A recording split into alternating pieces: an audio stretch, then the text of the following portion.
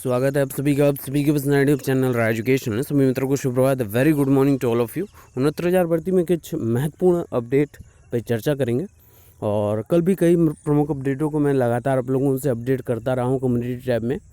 और इम्पॉर्टेंट बात यह है कि इसमें कई महत्वपूर्ण याचिकाएँ हैं जिनको खारिज की गई हैं हाईकोर्ट के द्वारा। और जो 14 जुलाई को अपनी सभी केसों को टैग किया गया था यूयू ललित साहब की बेंच को लेकर, तो आप सभी को पता है इसके पहले भी ऐसा कुछ हुआ है। अल्टरनेट डेज पर यूयू ललित साहब की बेंच बैठती है और यही कारण है कि 14 जुलाई की जो सुनवाई, जितनी भी प्रमुख सुनवाई थी, सबको टैग करके कह सकते हैं कट ऑफ मैटर के अलावा अन्य जितनी याचिकाएँ थी सबको 14 से जो 14 को सुनवाई होने वाली थी वो 15 को अब एक्सीड कर दी गई है, एक्सटेंड कर दी गई है, क्योंकि यूयू ललित साहब की जो बेंच है वो 14 को नहीं 15 को बैठेगी। तो स्केलिंग करने से कोर्ट का इनकार है। ये सबसे पहली याचिका जो खारिज की गई है। 14 की जगह 15 जुलाई को आपकी सुनवाई होगी। राष्ट्रीय पिछड़ा आयोग पर लगातार लीगल टीमों के सदस्य अपनी बात रख रहे हैं और वहाँ से जो भी उपाध्यक्ष जो आपके प्रजापति साहब जी हैं उन्होंने बहुत अच्छे से एकदम स्पष्ट बात कही है कि जो भी चीज़ें हुई हैं, जो भी क्रियाकलाप किया गया है, वो आप लीगली वहाँ तक उनके तक पहुँचा दीजिए, ऑथराइज्ड जो चीज़ें हों, और फिर उसके बाद हम भर्ती प्रक्रिया पर जो भी प्रश्न चिन्ह है या जो भी क्रियाकलाप है अनुशंसा करते हुए आगे में एक्सीड करा देंगे। और फिर उसके बाद कोई भी कोर्ट कचहरी वाली नौबत नहीं देखने को मिलेगी। सबसे महत्वपूर्ण बात ये है। इसके अलावा इंटर बीए के अंकों को गलत भरने वालों को राहत देने से इनकार का है, कोर्ट ने एकदम स्पष्ट कहा। तो चलिए सभी प्रमुख अपडेट को कवर कर लेते हैं। चलिए बात इसी अपडेट से प्रारंभ करते हैं। स्केलिंग मामले की याचिका जो है वो खारिज कर दी गई है।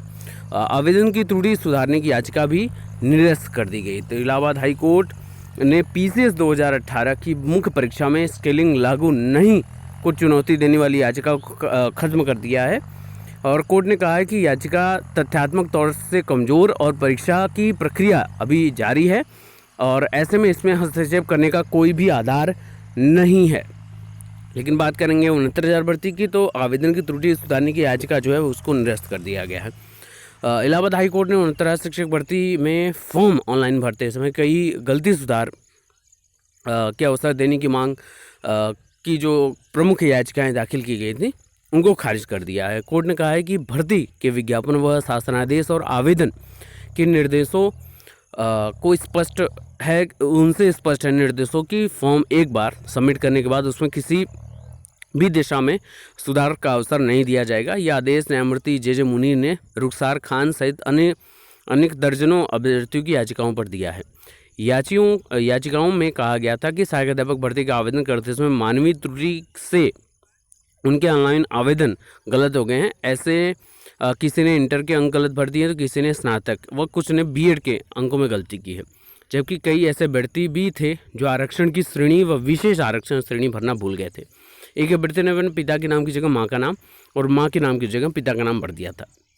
सभी ने आवेदन पत्र में की गई त्रुटियों को मानवीय भूल बताते हुए सुधार करने का आदेश देने की मांग की थी। याचिकाओं के वकीलों का कहना था कि लोक पदों पर नियुक्ति में मेधावी का चयन जरूरी है और किसी मामूली मानवीय त्रुटि के कारण मेधावी की चयन से बाहर करना अनुचित है। कोर्ट ने इस तर्क को नामंजूर करते हुए कहा कि आवेदन के समय यह स्पष्ट प्रावधान था भरने के लिए कि अभ्यर्थी उसका प्रिंट आउट लेने से पहले अपने मूल दस्तावेजों के मिलान कर यह तय कर ले कि भरी हुई प्रविष्टियाँ सही हैं कि नहीं हैं। इसके बाद वह इस आशय की उद्घोषणा करेगा कि सभी प्रविष्टियां मिलान कर सही किया गया है। साथ ही लोक पदों पर नियुक्ति के लिए भर्ती के संबंध में सभी जानकारी सही होनी चाहिए। सबसे प्रमुख बात ये कोर्ट का है और कोर्ट का किसी भी हस्तक्षेप करने से, कोई भी दिशा निर्देश नया देने से तत्काल रूप से इनकार कर दिया गया। तो कहीं ना कहीं एक प्रमुख बात भी है यहाँ पर। और यही अपडेट आपके इस न्यूज़पेपर में भी आपके कि इंटर बीए के अंक गलत भरने वालों को राहत देने से इनकार कर दिया गया है और कहा कि स्पष्ट निर्देशों और सुधार के अवसर देने के बाद भी कि कई जो गलत सुधार है वो योग्य नहीं है। एकदम स्पष्ट बात भी है कि जब आप फॉर्म ऑनलाइन भरते हैं तो अपने सामने सारे अपने डॉक्यूमेंट्स रख के आप फिलअप करते हैं और उसके बाद जब फाइनल सबमिट करना रहता है तो एक बार पुनः मिलान किया जाता है सारी चीज़ों को। फिर आप जब फाइनल सबमिट पर क्लिक करते हैं एक बार और ऑप्शन आता है कि हाँ अब सारी चीज़ें अब चेंज नहीं हो सकती, अनचेंजेबल है। फिर आप सबमिट करते हैं, आप ओके करते हैं, है ना। तो ये कई प्रोसेस रहते हैं जिसमें कई बार आपको देखना पड़ता है। हालांकि इन सारी पक्षों पर मैंने आपको एकदम दो टूक में बात एकदम स्पष्ट बताई है कि आपको डॉक्यूमेंटेशन के समय जो वहाँ पर ज़िला डॉक्यूमेंटेशन के समय जो जिस ज़िले में आपका डॉक्यूमेंटेशन होगा, चाहे वो डाइट पे हो चाहे किसी प्राइवेट इंस्टीट्यूट में हो, तो वहाँ पर जो जिला चयन समिति रहेगी उसी के पास पूर्ण अधिकार है कि आपको मौका देती है त्रुटि सुधार का, वरन नहीं, है ना। तो आप अपने एफिडेविट बनवा लीजिए जो भी त्रुटियां हैं उनके आधार पर, और वहाँ पर आप लेके अपीयर हो जाइए। इससे बड़ा मौका कोई नहीं बताएगा, ना कोर्ट देगी ना कोई देगा, हस्तक्षेप किसी का नहीं रहेगा। ये मैं बार बार बोलता आया हूँ, ठीक है ना। तो परेशान आप मत होइएगा क्योंकि कोर्ट से याचिकाएँ खारिज हो चुकी हैं। अब सिर्फ और सिर्फ इतना ही काम करिएगा कि एफिडेविट बनवा लीजिएगा और अपनी जो भी त्रुटियाँ हुई हैं अंकों को भी सम्मिलित मैं कर रहा हूँ यहाँ पर। हालांकि अंकों पर सिर्फ और सिर्फ चयन समिति का अधिकार रहेगा कि वो आपको मौका देती है या नहीं, क्योंकि इस तरीके से फर्जी लोग भी बहुत लोग इंटर कर जाएंगे, है ना। कई लोग जो फेलियर हैं उन्होंने अपने भविष्य के अंकों को स्क्रूटनी के बाद आने वाले अंकों को उसमें सबमिट कर दिया होगा कि इतना भविष्य में इतने अंक के आसपास मेरा आ जाएगा, है ना। तो वो लोग भी इसमें सम्मिलित हो सकते हैं। तो इन सभी चीज़ों को आधार बनाते हुए आप लोगों को एफिडेविट बनवाना पड़ेगा। एफिडेविट बनवाकर आप जिला चयन समिति के समक्ष उपस्थित होकर सारे क्रियाकलाप कर सकते हैं। अब राष्ट्रीय पिछड़ा आयोग BC आयोग पर लगातार अभ्यर्थी और संयुक्त लीगल टीम भी प्रयासरत है। कल भी मैंने आप लोगों को पोस्ट करके बताई थी, परसों भी पोस्ट करके ये चीज़ बताया था, जिसपे आपके जो उपाध्यक्ष जी हैं, संयुक्त लीगल टीम लगातार उपाध्यक्ष जी से अनुरोध कर रही है। उन्होंने एकदम स्पष्ट कहा है, क्योंकि इसके पहले राघवेंद्र प्रताप सोमवंशी जी भी वहाँ पर उपस्थित हुए थे, उन्होंने एकदम स्पष्ट बात पर रखी थी सारी चीज़ें, जो भी चीज़ें हैं। इसके बाद रवि पांडे जी ने भी लाइव आकर आप लोगों के समक्ष कई प्रमुख बातें रखी। कल संयुक्त लीगल टीम भी वहाँ पर उपस्थित हुई और अपने द्वारा जितने भी आंकड़े हैं यहाँ पर उन्होंने प्रस्तुत किए। लेकिन उपाध्यक्ष जी का जो भी लीगल टीम के द्वारा जो भी बातचीत की जा रही है, उन्होंने एकदम स्पष्ट बोला है कि हमको आपके जो अपर सचिव हैं उनके द्वारा आधिकारिक सारी चीज़ें बयान मिल जाए, सारी चीज़ें स्पष्ट हो जाएं आंकड़े हमारे समक्ष। क्योंकि देखिए कई लोग यहाँ पर बोलते हैं कि इस आयोग का इतना हस्तक्षेप नहीं कर सकते वगैरह वगैरह। मैंने ये बार बार बोला है कि किसकी कितनी लिमिटेशन है, आप उस पर प्रश्न से नहीं उठा सकते, क्योंकि एक संवैधानिक पीठ है और अधिकारियों को हनन से बचाने के लिए जो भी अधिकार जिनके हैं, चाहे वो आरक्षित वर्ग के हों या अनारक्षित वर्ग के लिए भी जिसके जो अधिकार हैं, वो अधिकार पूरी तरीके से लोगों तक पहुंच रहे हैं कि नहीं हो रहे हैं, किसका हनन हो रहा है कि नहीं हो रहा है, उसका बात ये इनके पास पहुंचेगी तो वो उस पर टीका टिप्पणी करेंगे ही करेंगे।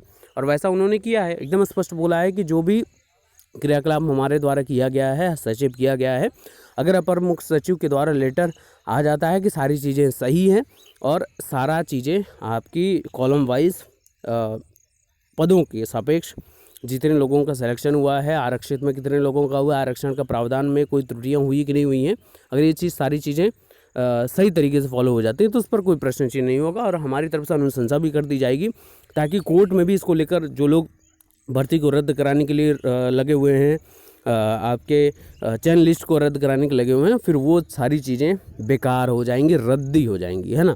तो इनके द्वारा ये बात एकदम स्पष्ट कही गई। अब यहाँ पर इसके संबंध में लीगल टीम और इनके साथियों ने भी अपर मुख्य सचिव से भी, SCRT पर भी, निदेशालय सबसे बातचीत कर ली है।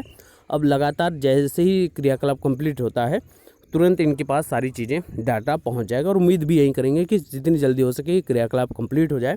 अब सबसे इंपॉर्टेंट बात आप लोगों से बात करनी है, सबसे इंपॉर्टेंट बात है 69,000 भर्ती में सुप्रीम कोर्ट में अल्टरनेट बेंच होने के कारण यू ललित जो हैं उनकी 15 जुलाई को बेंच बैठ रही है और अब कट ऑफ से संबंधित सभी मामले जितने भी टैग्ड हुए हैं 14 जुलाई को, वो अब इनकी बेंच में ही, क्योंकि इनकी बेंच की वजह से ही 9 जून को जो 37,000 पद होल्डिंग का मामला था उनकी द्वारा हुआ था। लेकिन इसके पहले वाली सुनवाई में, पूर्व सुनवाई में, इन्होंने बोला था कि हमारे बेंच द्वारा कोई भी पद होल्ड नहीं किए गए हैं, फिर भी ऐसा कुछ है तो हम लास्ट टाइम के लिए देखते हैं सारी क्रियाकलाप। तो अब 15 जुलाई को ही कुछ महत्वपूर्ण दिशा निर्देश और भर्ती प्रक्रिया को आगे बढ़ाने के लिए कुछ पॉजिटिव संदेश देखने को मिल सकता है।